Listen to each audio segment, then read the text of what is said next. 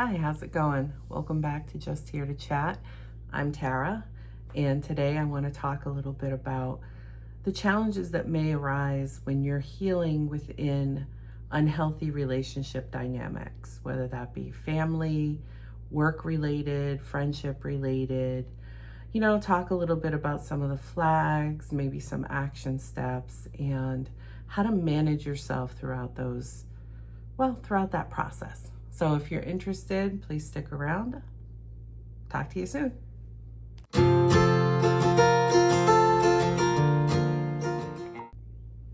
Welcome back. So basically, how do we even recognize that a dynamic or relational dynamic is unhealthy? What are some of the red flags we might notice? Oftentimes, and it also depends on the person and how sensitive you are with regards to reading a room, if you will. Okay. Some people, it's more cerebral, where they just kind of see patterns or see red flags. Other people, it might be more somatic, in the sense that maybe when I'm around certain people, I don't feel so good, or my body naturally pulls away versus leaning in. Okay. All of it is valuable information. So what I mean by that is that depending on where we're at with our healing journey, we may react a certain way around somebody and assume, okay, run down that rabbit hole of they're no good for me, or they're doing something to me, or this or that. And based on our belief systems, maybe past experiences, unhealed aspects. So this is why it's so important to actually heal and learn to navigate how things sit in your body, or how you receive information within your environment. The more clarity you get, okay, within these environments, and the more you can trust that, the easier you're going to navigate. All right. So if you're early on your healing journey, you might assume everybody's out to get you. Okay. If you've grown up in let's put it this way, a walking on eggshells type environment, where maybe for a long time you did have to protect yourself, or have your nervous system activated all the time just to keep yourself safe. That is a difficult place to come back from. It is, because it's really hard to learn to trust yourself again, to trust others, especially if there's been some kind of trauma in your life that has created that landscape, if you will.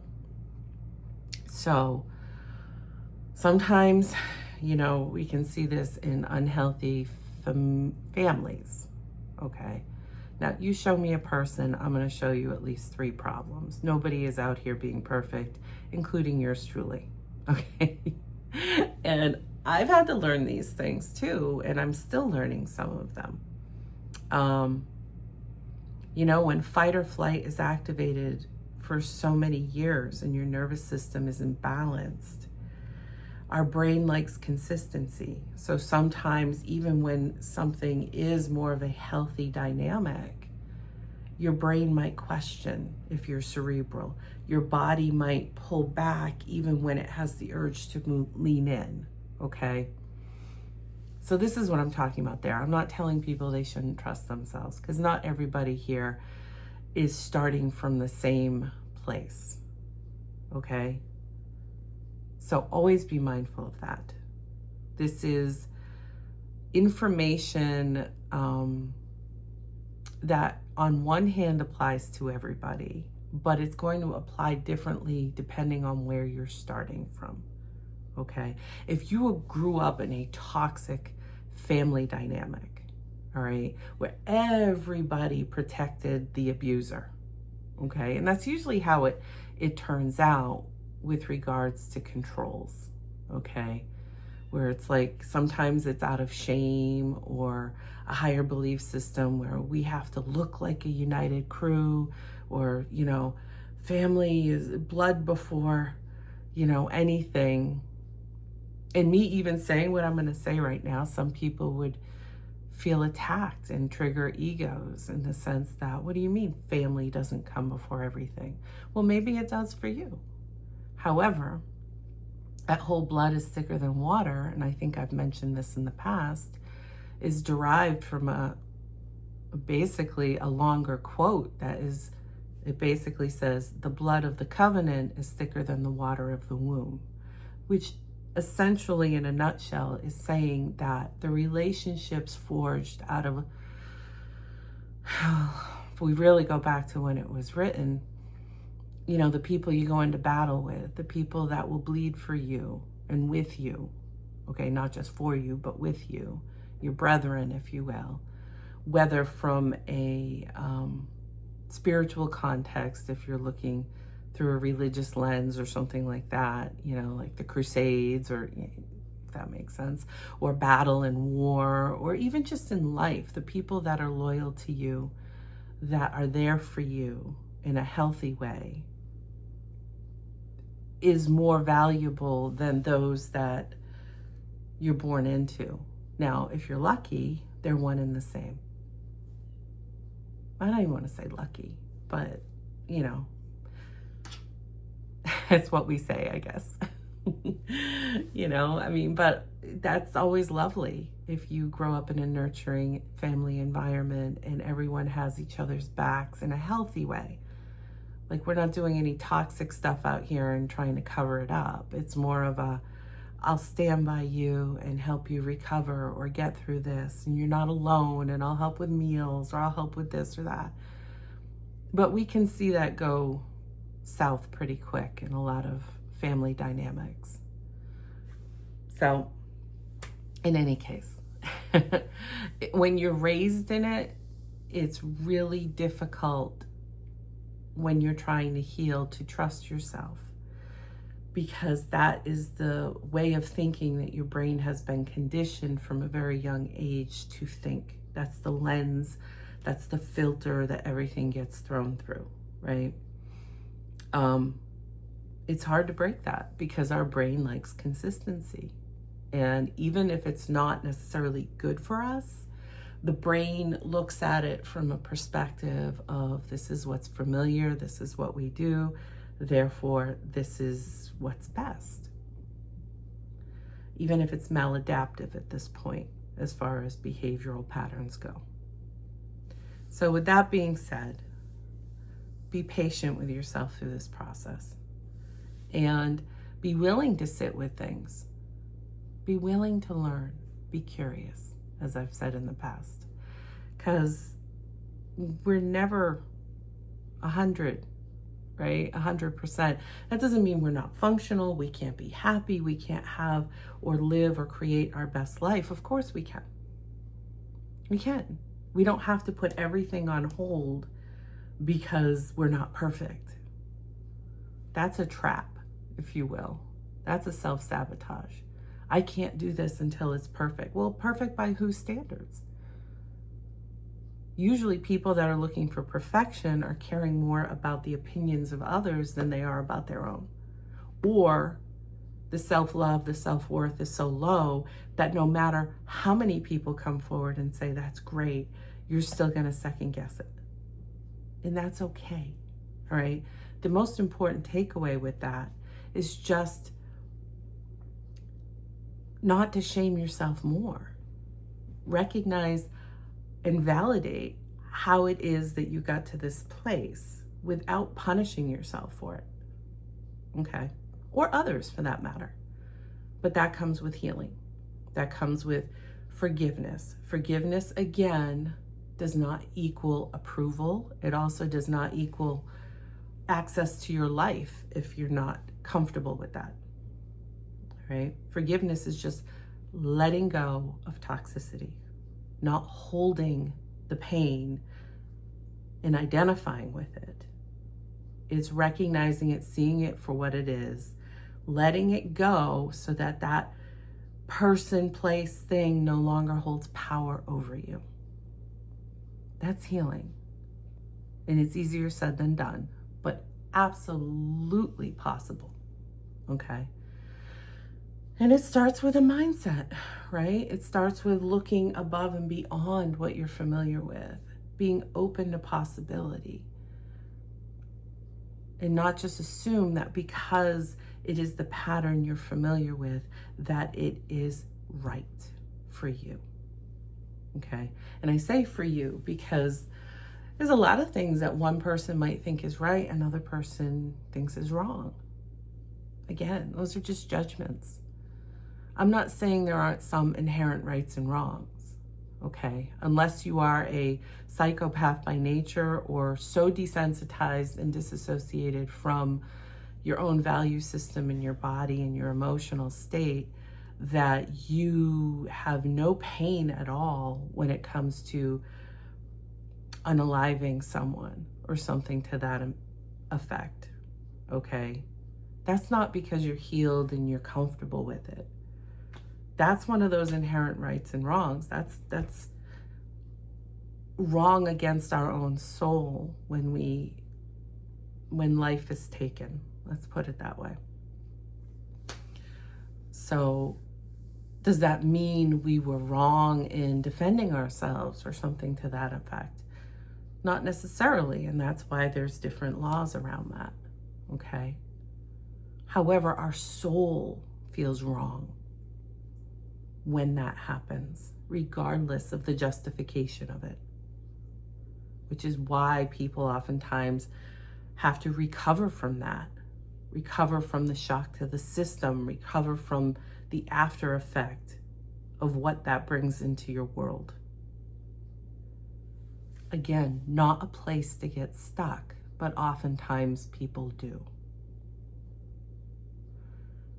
I'm not pushing right and wrong out here.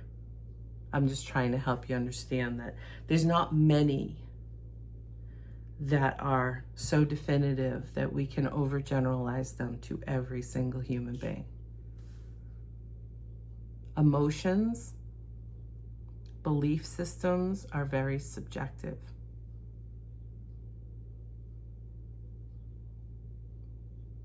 We tend to generalize to a norm or an average, right? So if you look in the school system, we consider normal within a range, right? Like even average IQ is a range, right? I think it's like 180 to 120. No, not 180, 80 to 120, something like that, is considered average IQ. And any deviation from that is either considered high IQ or below average, right? We see this is why people that have autism are now considered on the spectrum, because it's become more of an understanding that it's not the same for everybody. It's more of a subjective presentation, if you will, or experience. And you could say that about pretty much anything. Emotions, they're experienced on a spectrum. Irritation is not the same thing as rage, but they're all on the anger spectrum, right? And all the in-betweens. So just something to keep in mind as you're navigating healing and trying to recognize how things present in yourself and how your belief systems present around that, okay? The filter and how things are filtered in your life, because that has a big role when you're looking for flags. Is this truly a flag, or is this a flag for me to look at something that I still need to heal?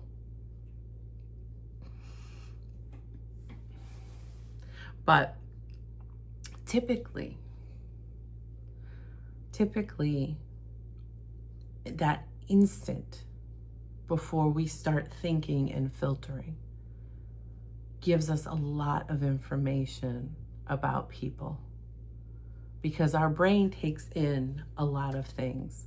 Like we may take in a micro expression, okay, that makes us feel a certain way. But if we didn't mindfully recognize it and then look at it logically or something like that, again, depending on how cerebral you are. I'm a very in my head type person. So that's the lens in which I usually teach, right? But when we can't go back and give facts or do this or that, sometimes we make excuses and throw ourselves under the bus. You know, like, oh, no, I can't prove that that's true. I just know. And that's not enough for a lot of people, understandably, right?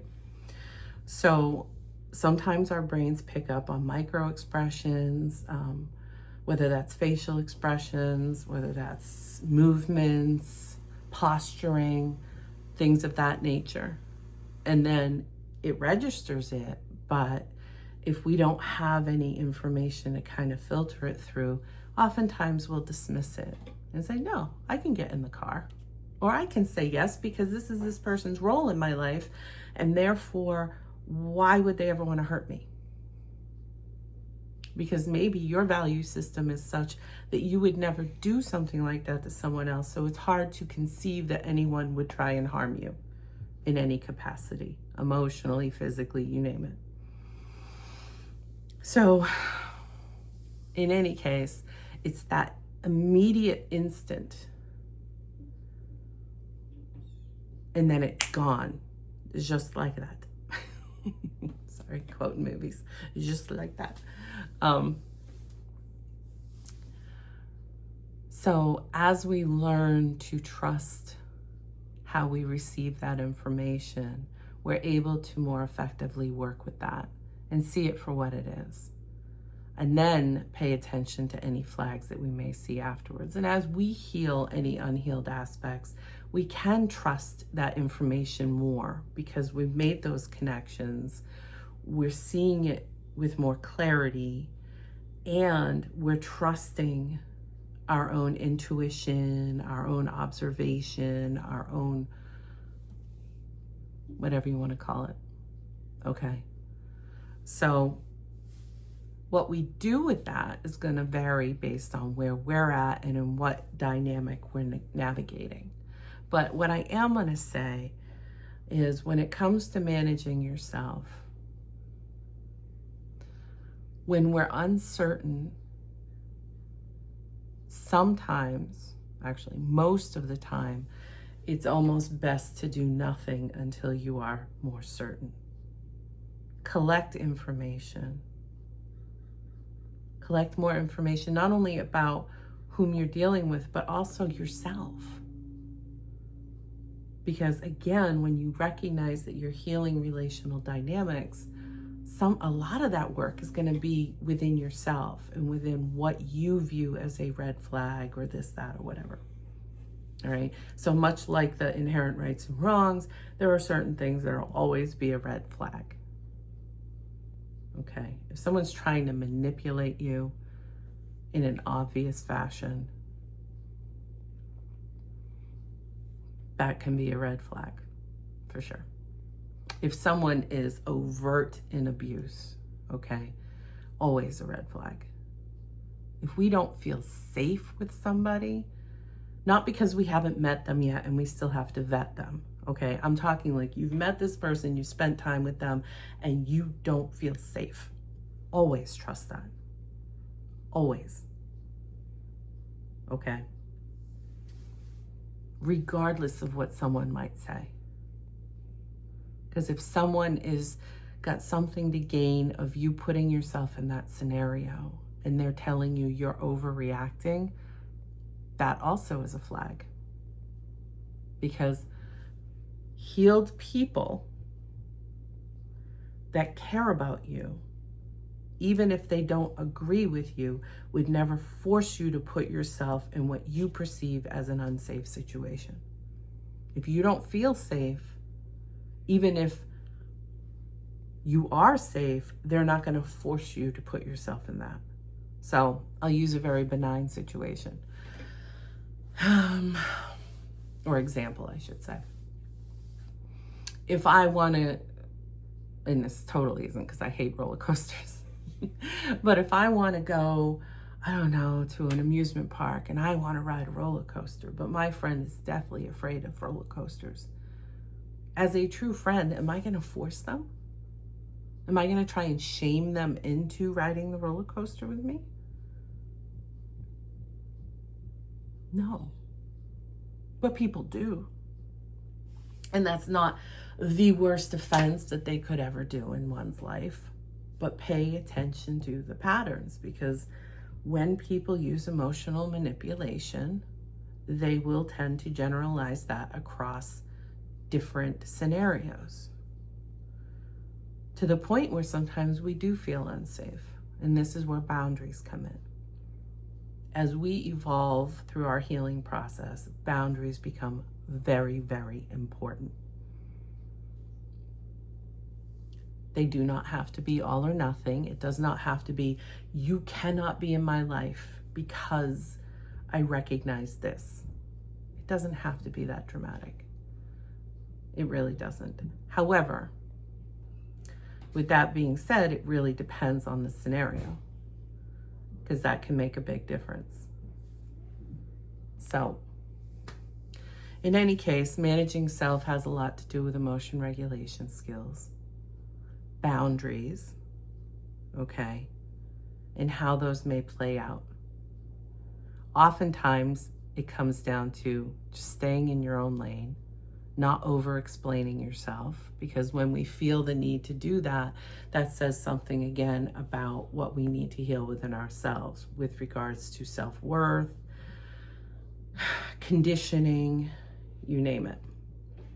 So in a work scenario with toxic coworkers or whomever, then it would be, what is the best course of action? Do I get HR involved? Do I just keep my nose down and keep doing my job?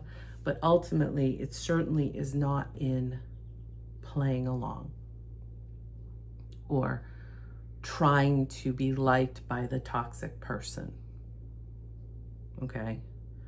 So it is about staying in your path, doing your work, clocking out, going home, probably not developing social friendships outside of the workplace, making sure that, you know, when you have to send an email, that maybe someone else is copied on it or something like that, whether blind copy or an actual copy.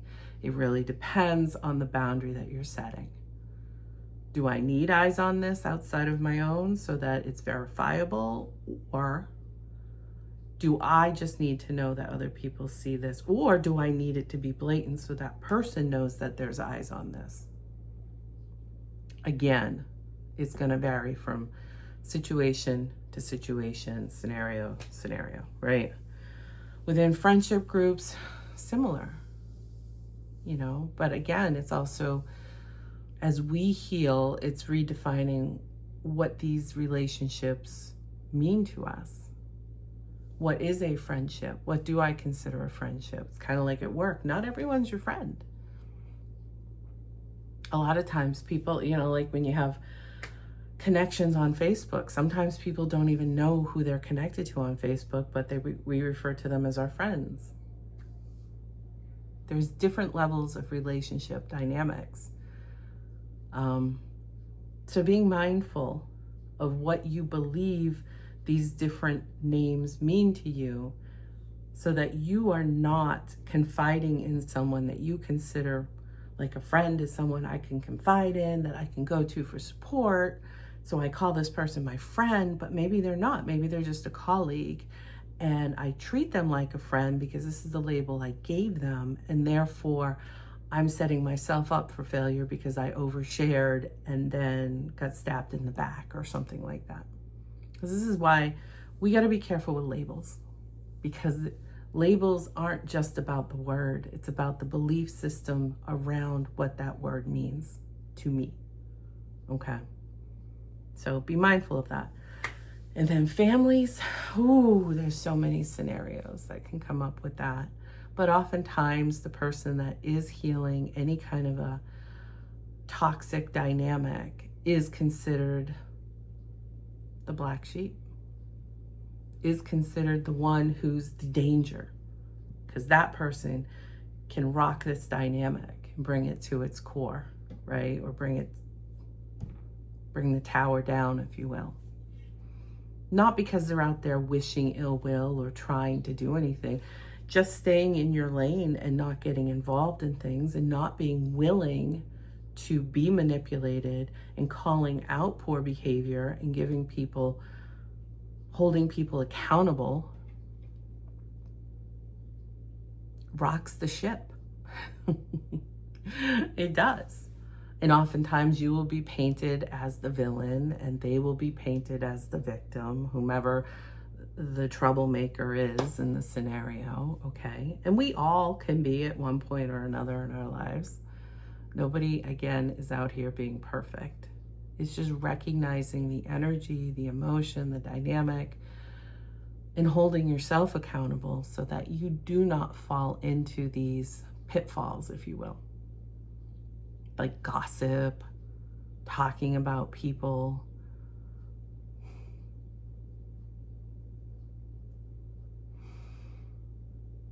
I don't know. Most people know when they're doing something that isn't healthy. And oftentimes, if you're enlightened and have been doing healing work, you also know that maybe it's a projection. Use that as an opportunity for growth. Sit with it. Spend time with it. See how it feels. Gather more information. And heal it if it requires healing. By sitting with it. By redefining it. Reframing it, as we say in cognitive restructuring. Don't just accept it the way you've always accepted it, because then it just filters down and feeds that belief system. If it's not in alignment with you, don't just accept it. That doesn't mean you gotta create havoc or be part of the problem. It just means you don't have to keep filtering it into a toxic belief system that maybe holds you stuck in a situation, which is an illusion that we create for ourselves, a self-sabotage, if you will. The importance of sitting with it and not just assuming or accepting or just ignoring. Most of the problems in the world are through ignoring. But not everything requires your involvement either, at least not in a overt way necessarily. So I hope this helps. Oftentimes when you are healing and moving forward in your life, trying to create better for you, people will project negativity onto you in any of the dynamics, out of jealousy, out of envy, out of, oh, who do they think they are? They think they're better than everyone. So insecurities come up. A lot of assumptions happen.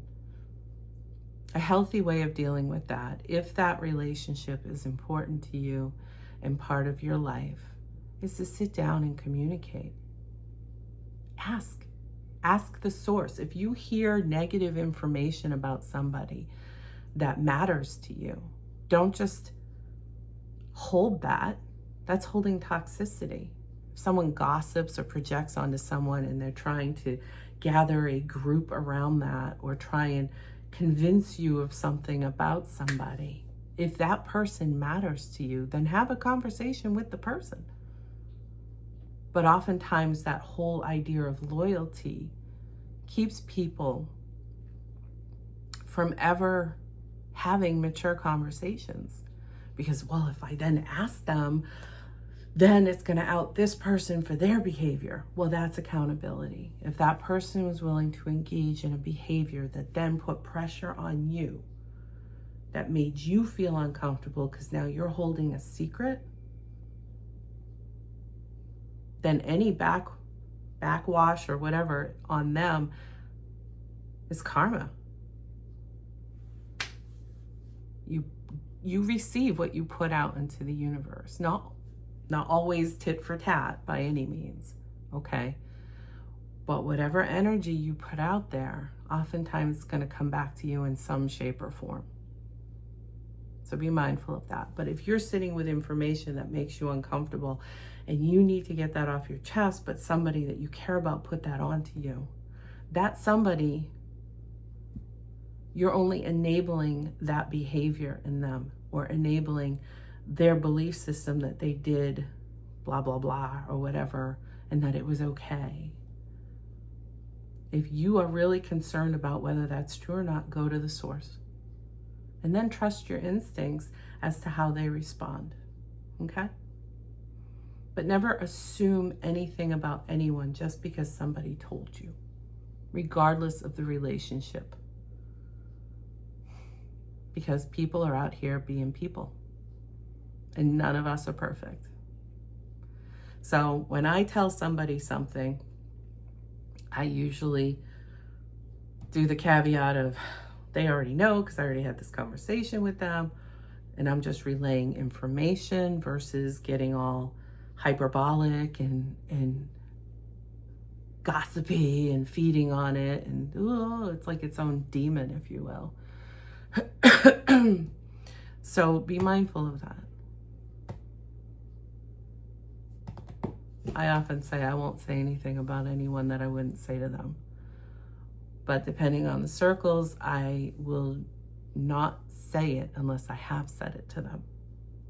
And even then, it's like, to what end? Always ask yourself, to what end? To what end am I relaying this information? Is it even necessary to relay? Or is it feeding ego? Is it splitting behaviors or people for ego purpose? Anyway, these are some of those toxic dynamics we'll see in those settings, and oftentimes in some capacity even get involved in. So when I say stay in your lane, that's one of those things. Don't get involved in toxic behavior. What do they say? Do unto others as you would have them do unto you. Run that through the to what end before you engage in anything like that. How would you feel? And to what end? What is the actual rationale or motivation behind sharing this information?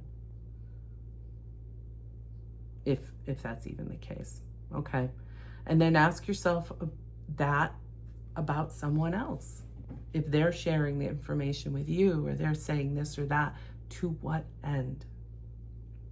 And if you're really confused by it, go to the source. Okay?